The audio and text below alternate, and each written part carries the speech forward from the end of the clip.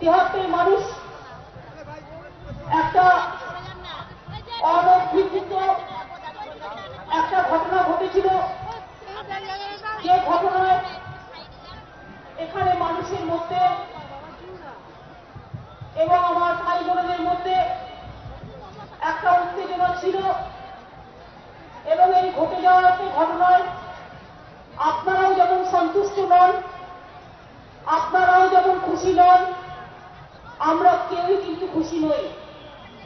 আমি একথা বলতে এসেছি, এই ধরনের ঘটনা আর যাতে কোনোদিন না ঘটে তার জন্য আমাদের নজর দিতে হবে।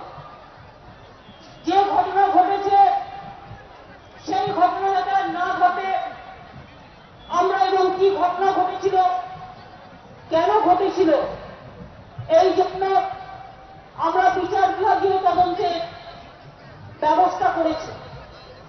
এবং বিচার বিভাগীয় তদন্তে কে দোষী কে দোষী নয় সেটা প্রমাণিত হবে।